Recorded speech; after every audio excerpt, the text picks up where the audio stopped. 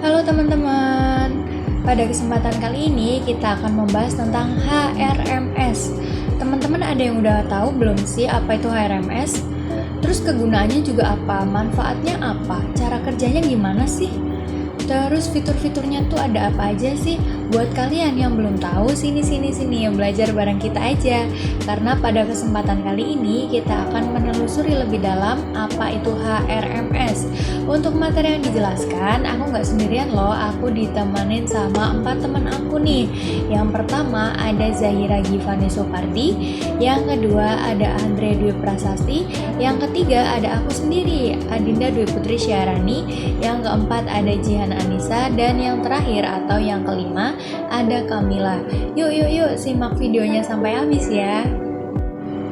Nah, di sini ada beberapa materi yang akan kita bahas ya. Untuk materi yang akan disampaikan ada apa aja sih? Untuk materi yang akan disampaikan ada yang pertama itu definisi HRMS, yang kedua manfaat dan juga kegunaan HRMS, yang ketiga fitur-fitur yang terdapat dalam HRMS, yang keempat bagaimana cara kerja HRMS, dan yang kelima atau yang terakhir itu ada kelebihan dan juga kelemahan HRMS. Oke, langsung saja kita masuk ke materinya. Oke teman-teman, langsung saja kita masuk ke pembahasan yang pertama, yaitu ada dari definisi HRMS ya. Teman-teman semua ada yang udah tahu belum nih apa itu HRMS? Kalau teman-teman belum tahu, kelompok kami akan membantu menjawab apa itu sih HRMS. Nah, kelompok kami mengklasifikasikan definisi HRMS menjadi 2 klasifikasi nih teman-teman. Yang pertama ada dari menurut para ahli, dan yang kedua menurut dari kelompok kami ya. Oke, langsung saja menurut dari para ahli. Yang pertama ada Dassler. Dassler menyatakan Human Resource Management adalah proses untuk mendapatkan, melatih, menilai, dan memberikan kompensasi kepada karyawannya, memperhatikan hubungan kerja mereka, kesehatan dan keamanannya, serta masalah keadilannya. Menurut ahli yang kedua itu ada dari John R. Schermerhorn dalam bukunya yang berjudul Introduction to Management, mengungkapkan Human Resource Management adalah proses attracting, developing, dan maintaining kepada tenaga kerja yang berkualitas. Yang ketiga ada dari Nue dalam bukunya yang berjudul Employee Training and Development. Human Resource Management adalah sebuah kebijakan, praktik, dan sistem yang mempengaruhi perilaku, sikap, dan kinerja karyawannya. Yang keempat ada dari Kinnicky and Williams dalam bukunya yang berjudul Manajemen, menyatakan HRM adalah sebuah aktivitas manajer untuk merencanakan, menarik, dan mengembangkan serta mempertahankan karyawannya. Nah, di slide sebelumnya kan sudah dibahas definisi HRMS menurut para ahli ya teman-teman. Dari kelompok kami juga mengambil kesimpulan bahwa HRMS atau Human Resource Management System adalah suatu perangkat lunak atau suatu platform teknologi informasi yang digunakan oleh suatu perusahaan atau organisasi untuk mengotomatisasikan dan juga mengintegrasikan berbagai fungsi manajemen sumber daya manusia, termasuk di dalamnya ada rekrutmen, penggajian, manajemen kinerja, manajemen absensi, pelatihan, dan lain sebagainya.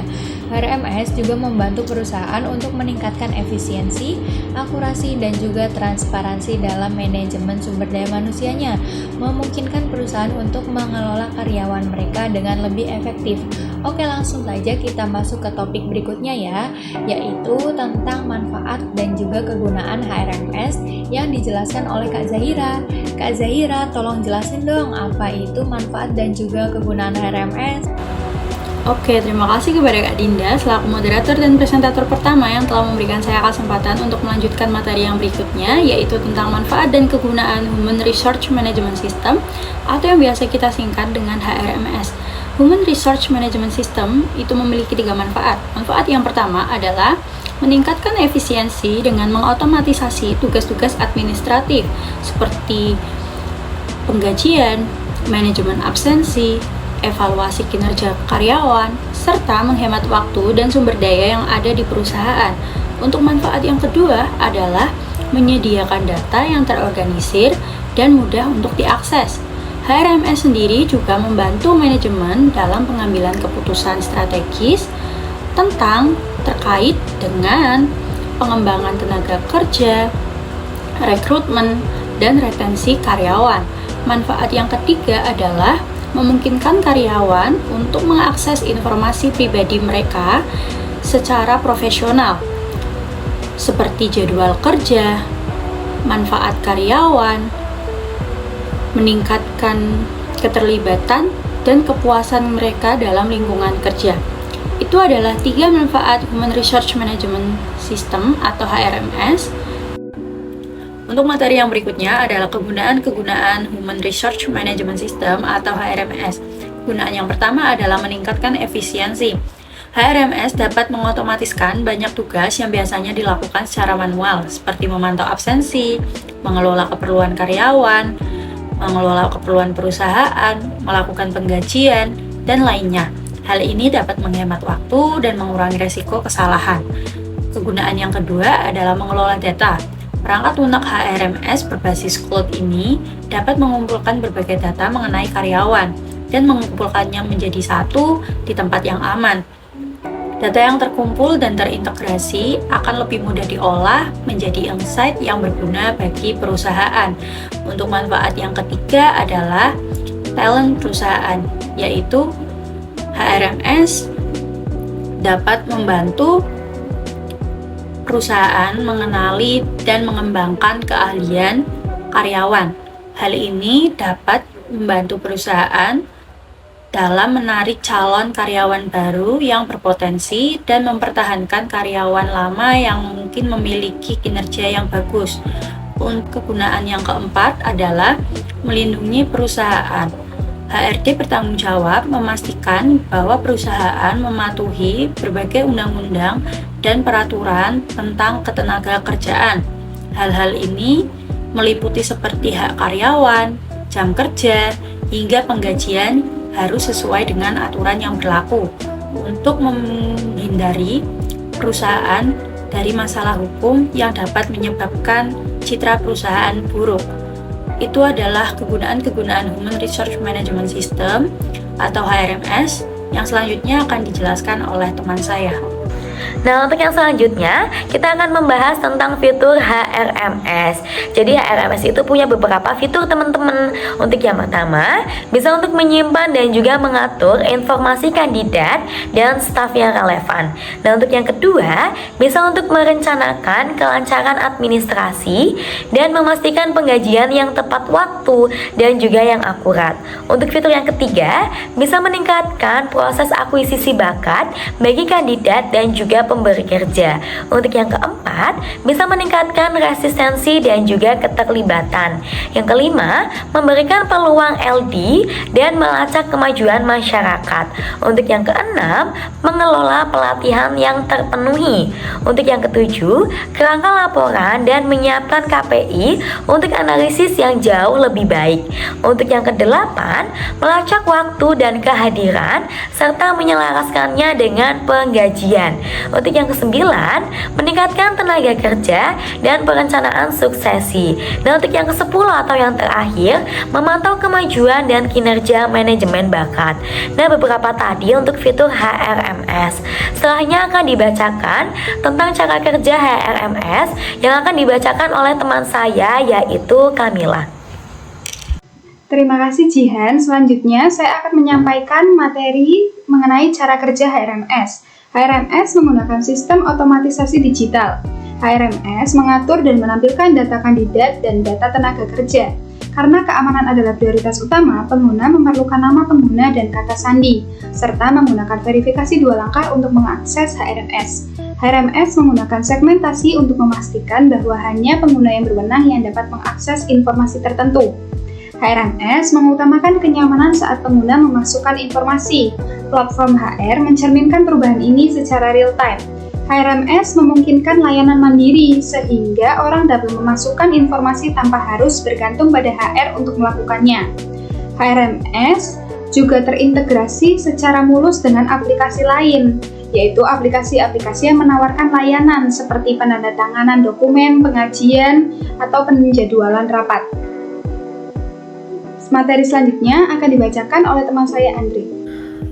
Saya akan menjelaskan kelebihan HRMS. Yang pertama, meningkatkan efisiensi dan produktivitas.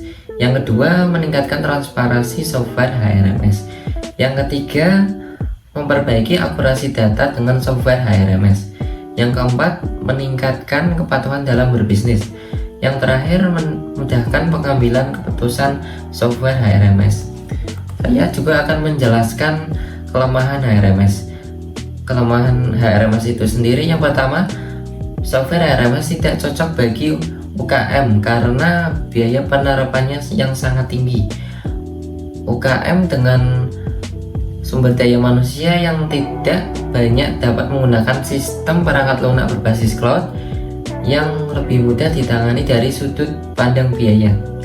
Yang kedua, biaya pengolahan dengan pemasangan software yang lebih besar.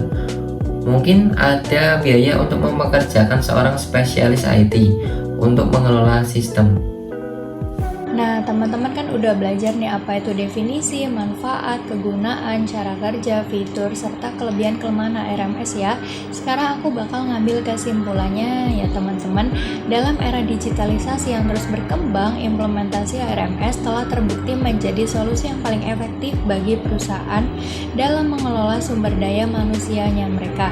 Dengan demikian, implementasi HRMS bukan hanya berdampak pada efisiensi operasionalnya saja, tetapi juga pada produktivitas dan juga kepuasan karyawan.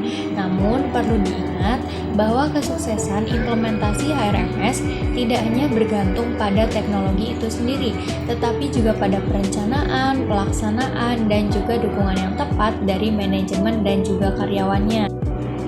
HRMS adalah singkatan dari Human Resource Management System yang merupakan suatu perangkat lunak atau suatu platform teknologi informasi yang digunakan oleh suatu perusahaan atau organisasi untuk mengotomatisasi dan juga mengintegrasikan berbagai fungsi manajemen sumber daya manusia, termasuk di dalamnya ada rekrutmen, penggajian, manajemen kinerja, manajemen absensi, pelatihan, dan lain sebagainya.